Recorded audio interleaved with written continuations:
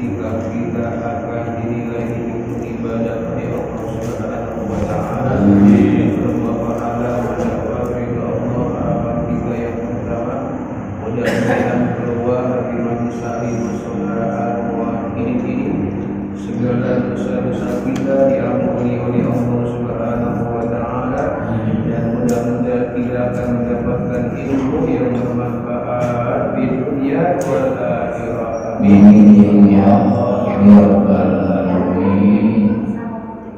Ya Rabbi bil Mustafa balligh maqasidana waghfir lana ma madha ya wasi'al karami.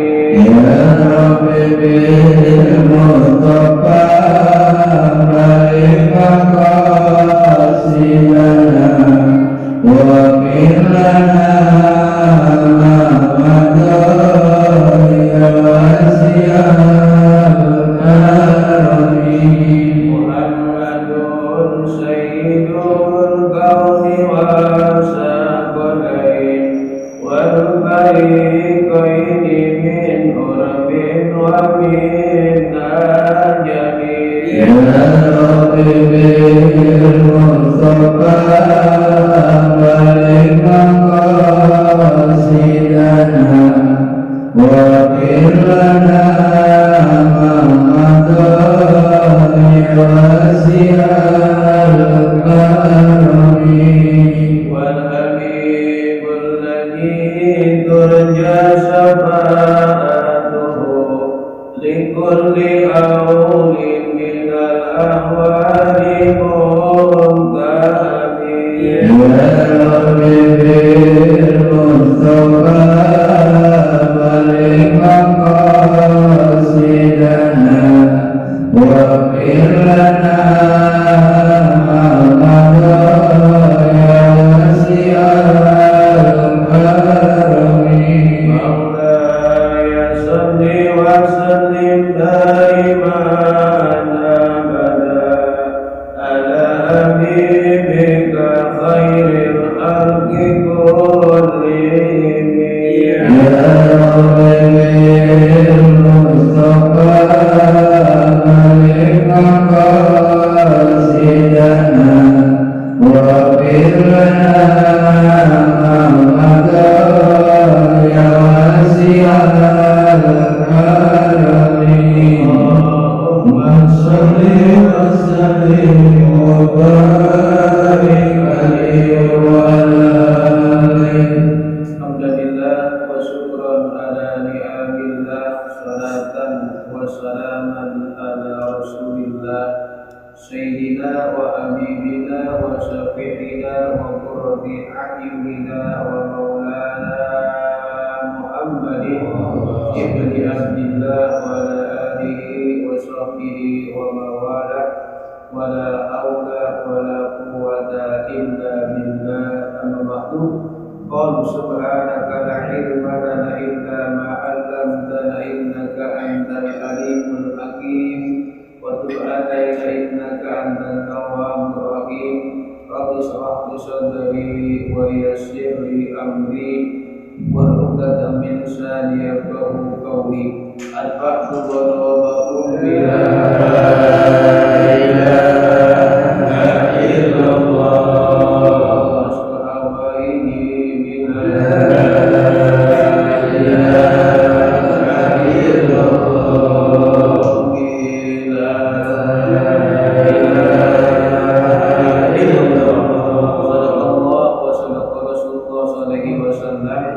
Yang saya hormati, yang saya muliakan para orang tua, para ibu sepuh, tokoh masyarakat, pengurus dan jamaah mushola al-mu'minin, bapak-bapak, ibu-ibu yang mudah-mudahan yang hadir di mushola yang kita cinta ini, kita senantiasa dirahmati, diberkahi dan dicintai oleh Allah Subhanahu wa Ta'ala. Amin. Ya Allah, ya Rabbal alamin.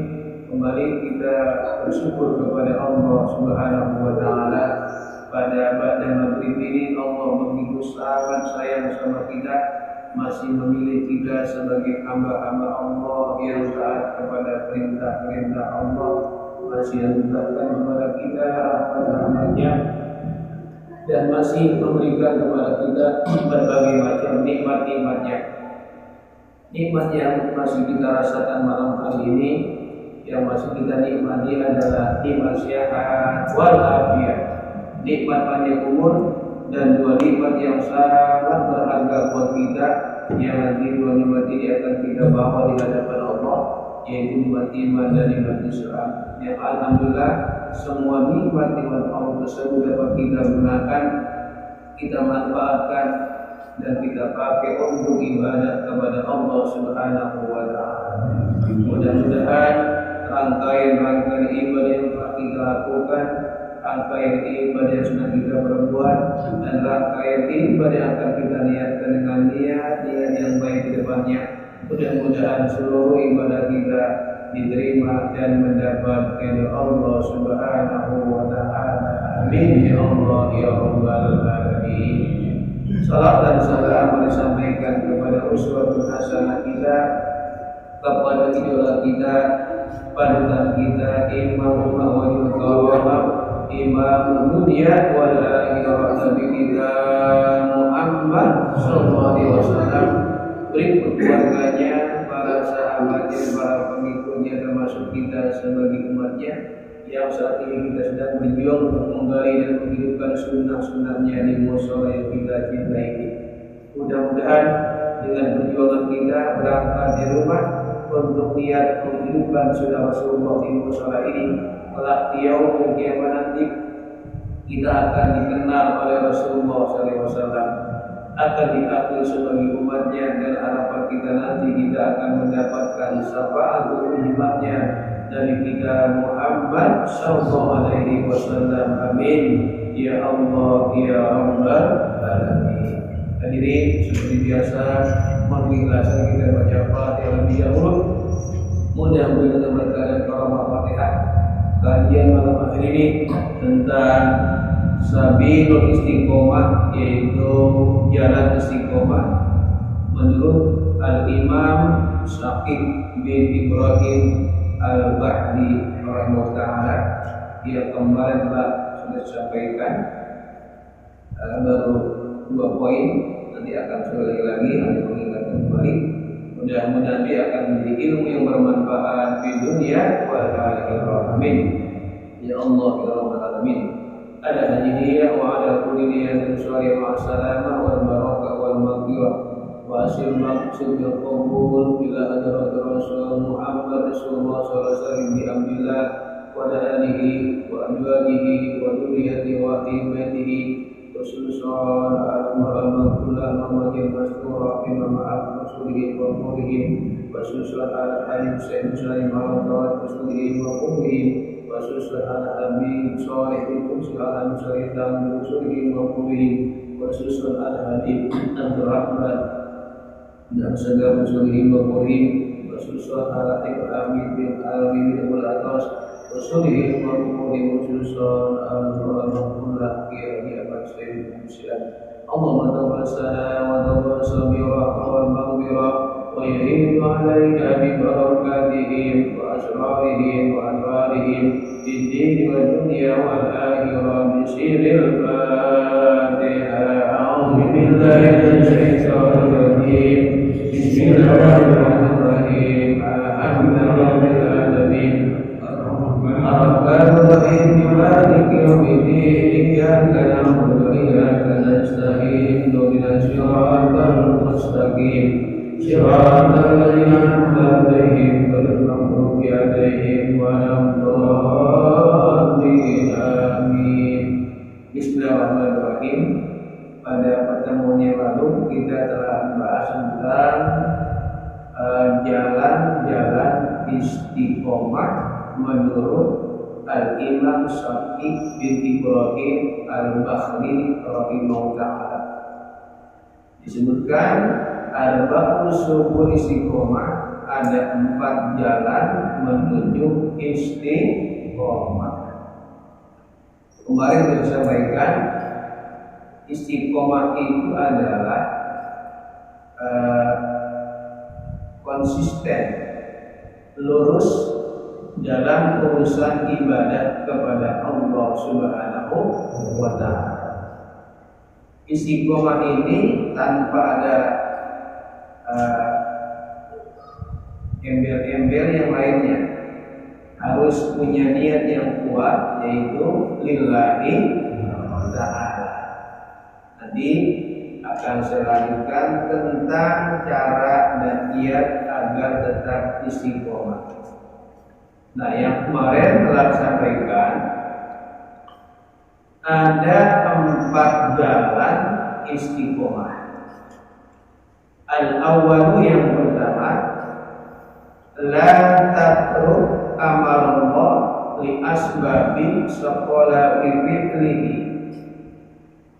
Jangan pernah meninggalkan perintah Allah karena ada sesuatu yang berat yang kita lakukan.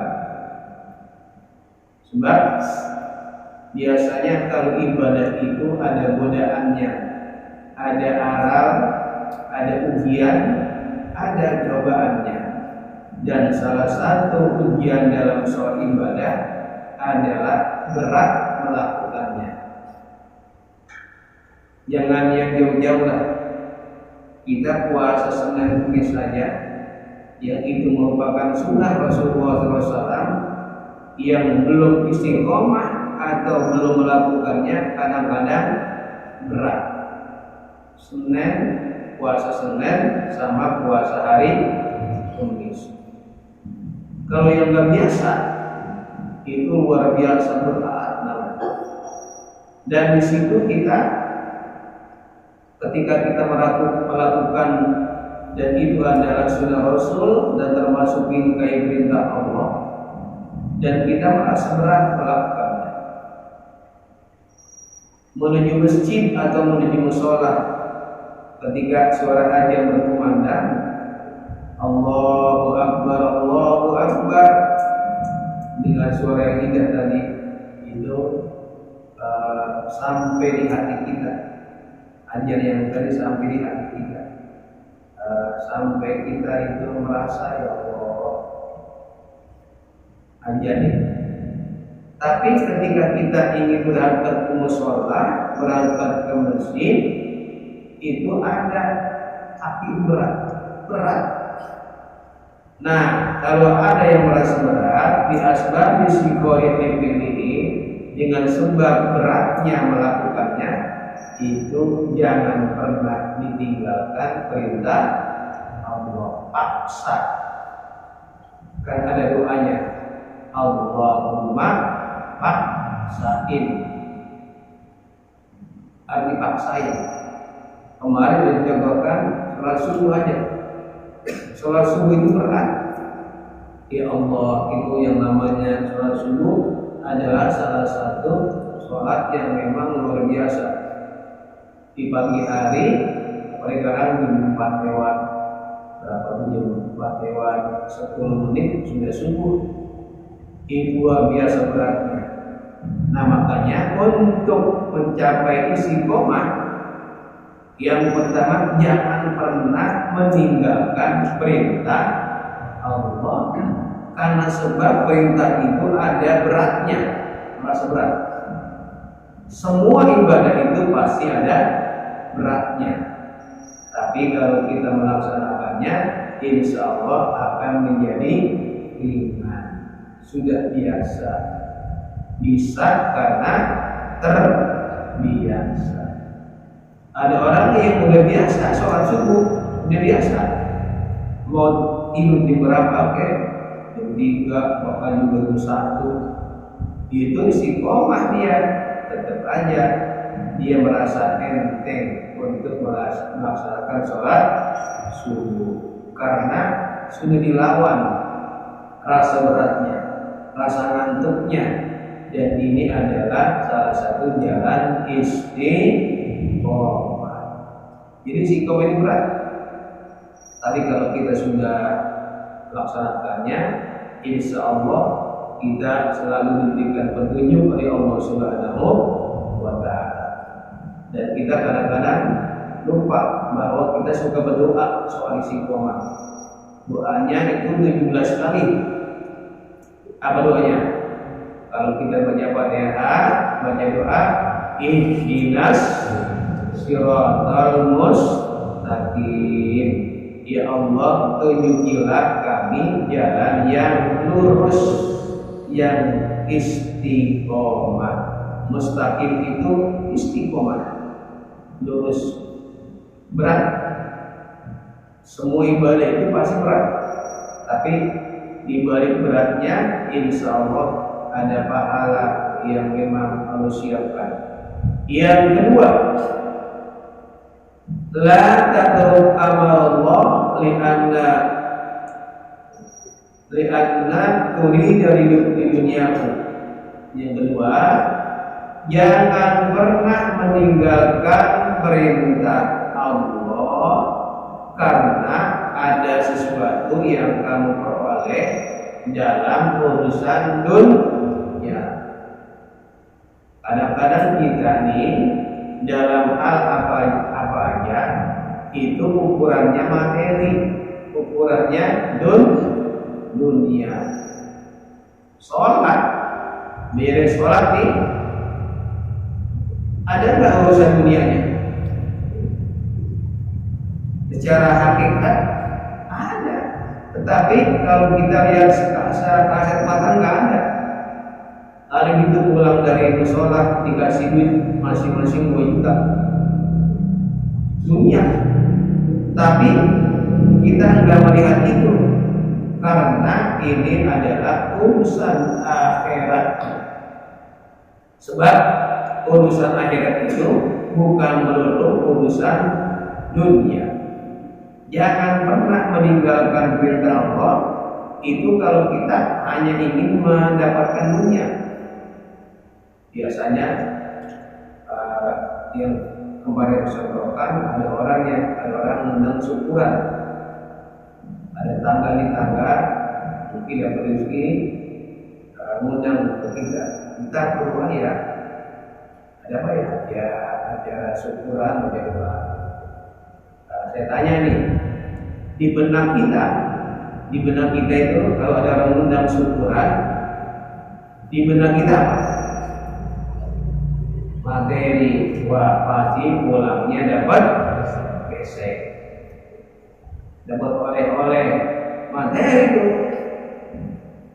Nah sekarang nih orang muda, pas kita nyampe di rumahnya, makanannya nggak ada, pulang juga nggak dikasih apa, udah gitu zikirnya lama, baca doanya lama. Kira-kira nih, tanya nih, yang tadinya awalnya ikhlas datang ke rumah undangan ini, pulang ngedumel nggak? Ngedumel karena nggak ada dunianya. Besok lagi orang ini ngundang, besok datang lagi ya, datang nggak? Enggak. Kemarin aja kue nggak ada.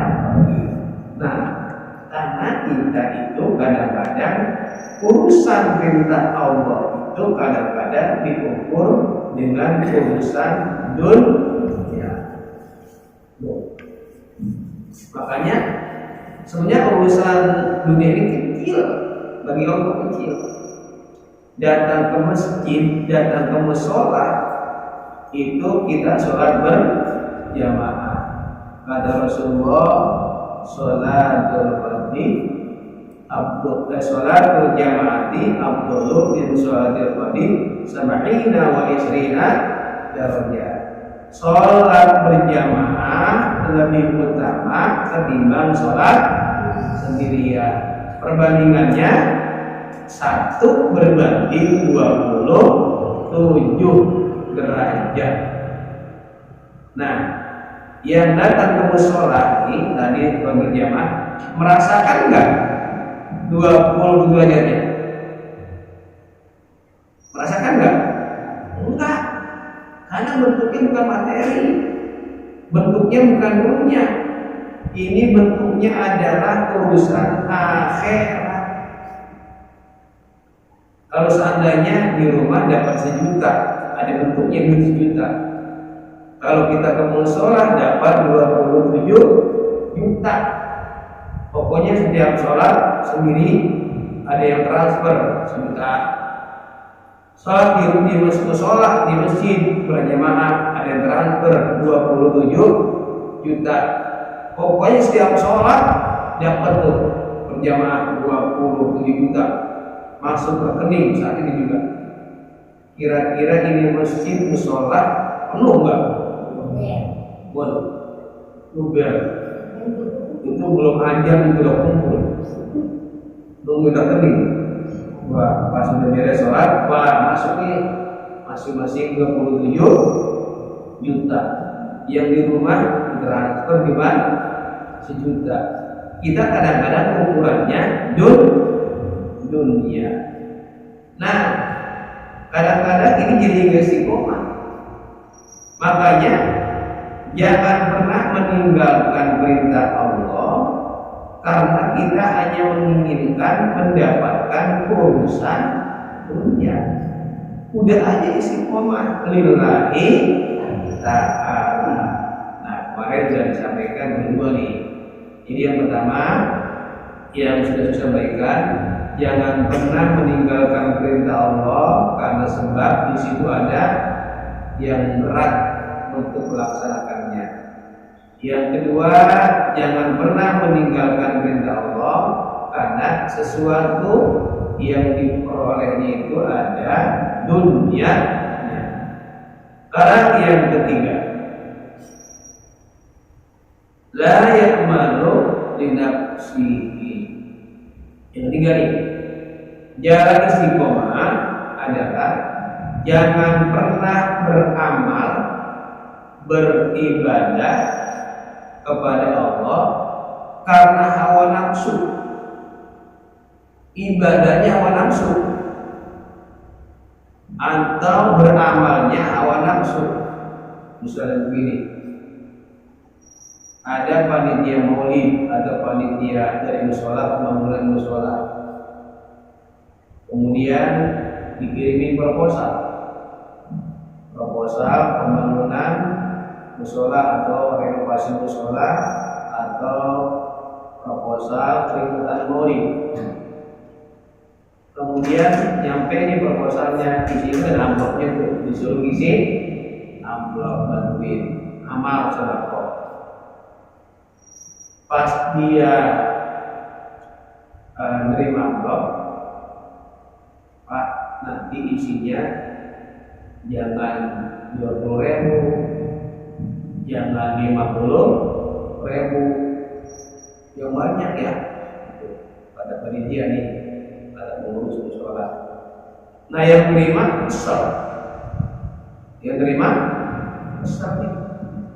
Akhirnya dia sedekah pakai hawa nafsu. Dia ngasih akhirnya 1 juta. Nih, umumin, saya ngasih 1 juta. Tapi dia pakai hawa nafsu, pakai hawa sambil marah. Kalau panitia mah nggak apa-apa terima. Tapi dia sedekah beramalnya pakai hawa nafsu.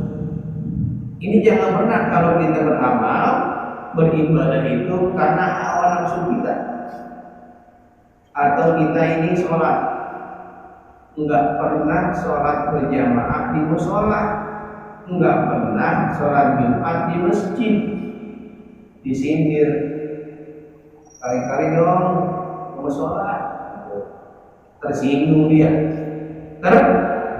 tersinggung. Akhirnya dia pakai kain baju milik koko, minyak wangi 24 gitu. Nah, sholat berjamaahnya ke musola atau dia berangkat sholat Jumat ke masjid karena tersinggung, dia ibadahnya pakai hawa nafsu, lebih marah, ganteng. Itu juga sekali-kalinya, dan ini bisa merusak istiqomah. Makanya kalau kita beribadah, beramal atau melakukan yang menuju lillahi ta'ala, hilangkan hawa nafsu kita. Udah aja kita melakukannya lillahi ta'ala. Itu Allah juga siapkan pahala yang sangat luar biasa, karena hawa nafsu inilah yang akan merusak pahala kita.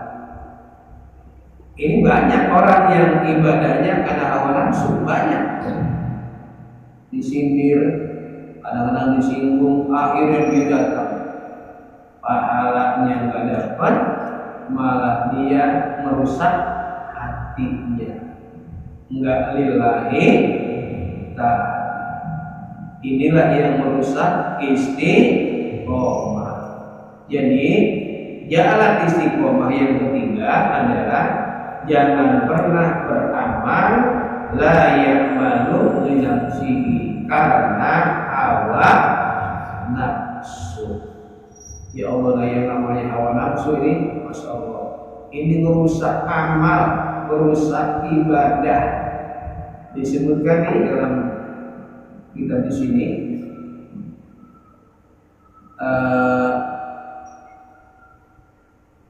kullu ma sarafa qalbaka anillahi min ilmi awrihi awaswasta bihi bi nafsika fatrukhu wa kana min ulumil akhirah. Setiap sesuatu yang menolak hati kita, kan di sini ada iman nih, di hati kita nih, anillah, iman kepada Allah. Kemudian iman ini mengajak kebaikan, mengajak kebaikan. Awas-wasa ketika sikap, tiba-tiba ada hembusan hawa nafsu yang kadang-kadang hawa nafsu ini pengen dipuji lah, dia pengen merasa inilah, itu ada hembusan. Maka patruk tinggalkanlah, wa in kana fi ulul akhirah, walaupun itu urusan akhirat. Jadi ini bisa merusak ibadah kita, sebab nafsu ini itu sesuatu yang merusak. Nanti kalau kita punya iman kemudian bisa menaklukkan hawa nafsu, nafsunya menjadi nafsul mutmainnah namanya. Makanya kalau orang meninggal itu ada ayatnya, ya ayyuhan nafsul mutmainnah, wahai jiwa yang tenang, wahai nafsu yang tenang. Apa sih nafsu yang tenang? Nafsu tenang adalah nafsu yang dikendalikan oleh iman kita kepada Allah Subhanahu wa ta'ala. Ini di hati ini kita pasti berjuang nih. Semuanya, saya, bapak-bapak, ibu-ibu, yang namanya mau melakukan kebaikan, ini perang sini. Perang. Satu, perang iman yang membawa ikhlas. Yang kedua, perang hawa nafsu yang membuat merusak. Yang merusak. Ini kadang-kadang ini udah gitu ada setan dan ibas-bisu di sudut kita, ini musim. Udah, kalau kita nggak bisa menaklukkan hawa nafsu, maka yang terjadi itu adalah amal kita itu jadi karena nafsu kita. Makanya nanti ada kiat-kiat bagaimana supaya hawa nafsu ini dapat kita kendalikan dengan iman kita kepada Allah Subhanahu wa ta'ala. Yang keempat, la taf'alu amala syai'an li hawa li nafsika. Ini yang sama dengan yang ketiga. Tapi lebih fokus, jangan pernah mengerjakan sesuatu karena hawa nafsumu sendiri. Jadi ini yang namanya hawa nafsu ini ulang 2 kali. Pada bagian yang pertama dan pada bagian yang keempat, karena memang ini musuh kita sendiri. Jadi yang namanya musuh itu ada musuh internal, ada musuh eksternal, ada musuh yang ada dalam diri kita, ada musuh yang ada di luar diri kita. Mungkin pernah dengar ayatnya surat Yasin, alam ahad alaikum ya bani adam alla ta'budu illa iyyahu. Kemudian inna syaitana lakum aduwwun mubin. Ini pokoknya yang ujungnya sesungguhnya setan itu, inna syaitana lakum aduwwun mubin, sesungguhnya setan itu adalah musuh yang nyata. Ini musuh di luar kita. Ini setan banyak di luar kita. Setan itu dapat kita tokin, udah aja baca aja Bismillahirrahmanirrahim atau a'udzu billahi minasyaitonir rajim atau baca zikir. Itu gampang ditaklukkan setan. Tapi ada musuh di sini yang susah ditaklukkan, namanya hawa nafsu. Ini merusak hati kita, merusak iman kita. Maka jangan pernah beramal, jangan pernah melakukan pekerjaan sesuatu amal karena hawa nafsu sendiri. Nah, ini hawa nafsu ini bisa harus dikendalikan.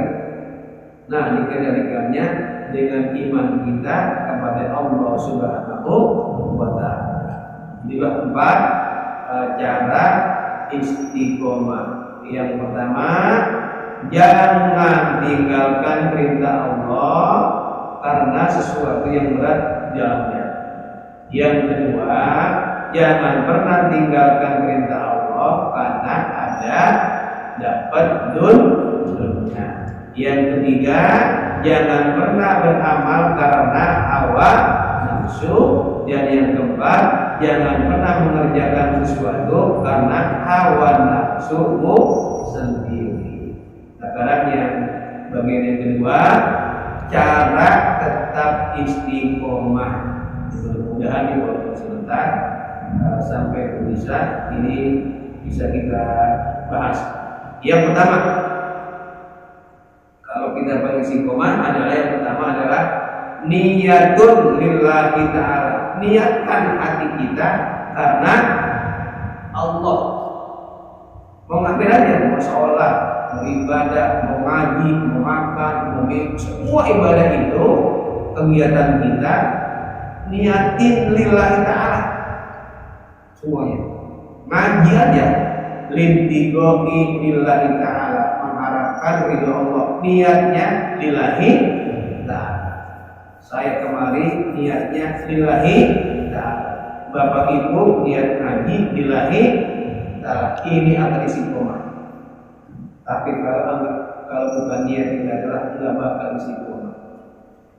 Ada sesuatu yang lain, niatnya beda. Mungkin niatnya pengen dipuji, niatnya pengen dapat perhatian, niatnya pengen dapat suara, niatnya pengen berjabatan, macam-macam dah. Ini enggak bakal istiqomah, itu bakal hilang. Tapi kalau kita lillahi ta'ala, pasti akan mendapatkan jalan istiqomah. Yang kedua, maknai syahadatain, yaitu merenungi, meresapi kalimat 2 syahadat. Sampai azan aja itu diulang-ulang. Qomat juga ada 2 kalimat syahadat. Sholat ada syahadat. Azan itu asyhadu an la ilaha illallah, ulang lagi asyhadu an la ilaha illallah wa asyhadu anna muhammadar rasulullah, ulang lagi wa asyhadu anna muhammadar rasulullah. Itu maknanya apa sih? Itu panggilan azan yang dikumandangkan oleh muadzin itu agar kita seorang mukmin itu ibadahnya itu dalam rangka melaksanakan makna dari syahadatain. 2 kalimat syahadat itu la ilaha illallah dan Muhammadur Rasulullah. Termasuk ngaji, silaturahim, kerja bakti, rapat, itu adalah memaknai pelaksanaan syahadatain. Sampai qomat Allahu akbar, asyhadu an la ilaha illallah, asyhadu anna Muhammad. Disebut lagi syahadatain. Pas sholat tahiyat awal baca lagi asyhadu an la ilaha illallah. Rakaat kedua, nanti rakaat terakhir baca lagi syahadat. Itu kita sering itu. Cuma kadang-kadang kita enggak suka, enggak memahami kok ada banyak sih kalimat syahadatain. Itu kalimat itu banyak kita dengar dan kita baca karena agar kita meresapi mana itu supaya kita istiqomah. Kita hidup ini dalam rangka menegakkan la ilaha illallah Muhammadur Rasulullah. Itu yang kedua. Jadi giat tetap istiqomah, pahami terus makna syahadatain. Yang ketiga, cara untuk istiqomah adalah memahami makna-makna Al-Qur'an. Ini Al-Qur'an harus kita bangga. Ada orang mukmin, orang Islam lah, itu kadang-kadang nggak bangga sama kitabnya. Dia berangkat ke mushola atau berangkat ke masjid, itu Al-Qur'an yang penting. Itu memaaf non-muslim itu kalau berangkat ke tempat ibadahnya, tas itu ditaruh di kiri, tapi Alkitabnya kitab mereka itu dalam beda. Saya pernah naik angkot, orang Nasrani luar biasa, masih remaja Nasrani. Dia berangkat ke tempat ibadah, itu kitabnya dipegang, diunjukin. Dia nggak malu dengan Alkitabnya, dengan kitab Injilnya, nggak malu. Anak Islam atau Muslim kadang-kadang bawa Al-Quran mau sholat atau sekolah, kadang-kadang di sekolah suka baca tugas baca Quran ya, itu Al-Quran ditaruh mana? Di tas. Kalau Muslim bangga dengan Al-Quran, itu bisa meresapi makna Al-Quran itu kalau kita sering pegang, sering baca, dan itu membuat istiqomah kita. Nah, Al-Quran ini adalah iman. Nanti kan di alam kubur yang ditanya adalah ma imamuka, apa imammu? Nah, kalau kita merasa malu dengan Al-Quran, dengan membaca Al-Quran, sama juga kita malu dengan imam kita. Maka Al-Quran ini adalah petunjuk hudan lil muttaqin. Itu yang ketiga. Yang keempat, giat istiqomah adalah perbanyak duduk bersama orang-orang soleh, orang-orang yang baik, orang-orang yang rajin ibadah, orang-orang yang rajin ngaji. Jadi motivasi tuh. Ini lambat laun yang tadinya malas jadi rajin, jadi istiqomah. Pergaulannya ini pergaulan perlu. Nanti ada bab tentang bagaimana bergaul dengan orang-orang soleh, sebab orang soleh ini bisa berpengaruh kepada kita, bukan hanya di dunia tapi di akhirat. Terakhir, yang membuat kita bisa istiqomah adalah doa. Banyak-banyak berdoa kepada Allah Subhanahu wa Ta'ala. Ini penting doa ini. Jadi kadang-kadang banyak sekalian itu ada orang sholat dia ikut berjamaah, tapi pas doa dia bukti. Itu ibarat air itu di gelas itu bukti terbuka, dan ini bisa jatuh, bisa tumpah. Doa ini penutup. Inilah penutup. Nah, kita udah ibadah kepada Allah, kemudian ditutup dengan doa, maka ibadah kita ini akan terjaga. Tutuplah kegiatan kita dengan doa. Apa aja? Sholat aja ditutup dengan doa. Ajar ditutup dengan doa. Makan ditutup dengan doa. Tidur ditutup dengan doa. Semuanya itu diakhiri dengan doa. Awalnya pakai doa, akhirnya pakai doa. Karena doa itu adalah untuk menjaga amal ibadah kita agar diterima oleh Allah Subhanahu wa Ta'ala. Makanya doa ini penting, baik doa untuk diri kita atau doa untuk orang lain. Allah berfirman dalam Al-Quran, "Fastaqim kama umirta wa man taba ma'aka wa la tadghaw innahu bima ya'maluna basir." Ya Muhammad, ini Allah berfirman kepada Muhammad, ya Muhammad, kama umirta wa man taba ma'aka, sebagaimana aku perintahkan kepadamu dan orang-orang yang bertaubat maka bersamamu, wala tadgaw, jangan melampaui batas, innahu bima ya'maluna basir, sesungguhnya Allah itu melihat apa yang kita lakukan. Maka jangan sampai ibadah kita ini berantakan, hilang begitu saja. Maka awalilah dan akhirilah dengan membaca doa. Doa itulah yang membuat kita jadi istiqomah. Yaitulah pembacaan kita malam hari ini. Intinya kalau kita melakukan ibadah, jangan pernah niatkan bukan karena Allah. Terus niat lillahi.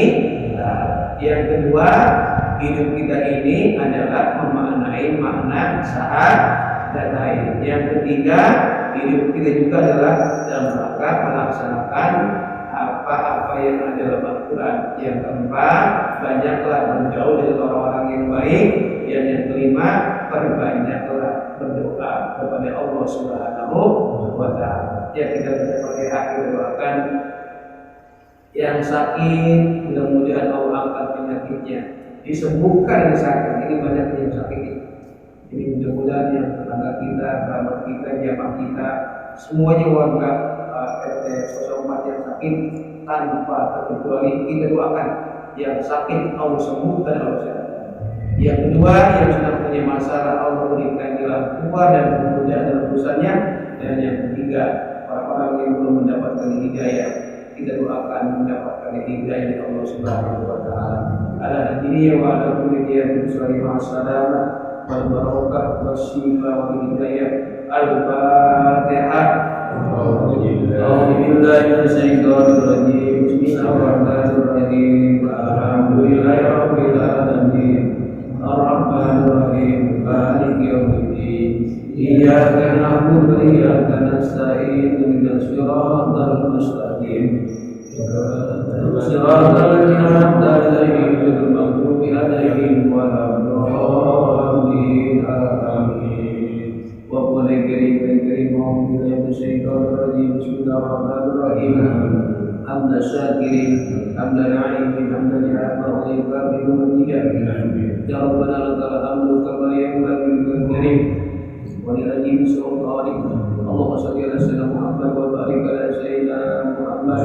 Salatan tunjina biha min jami'il ahwali wal afat wa taqbilana biha jami'al hajat wa min jami'i sayyi'at wa tarfa'u darajat wa tuballighna ka'sal yakin jami'i radil hayat wa ba'da al-mamat.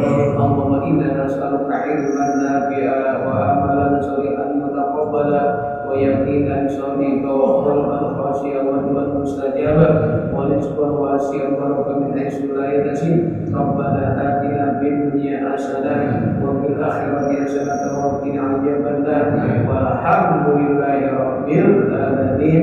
Terima kasih, mohon maaf. Wallahu muwaffiq ila aqwamit thoriq. Assalamualaikum warahmatullahi wabarakatuh. Waalaikumsalam.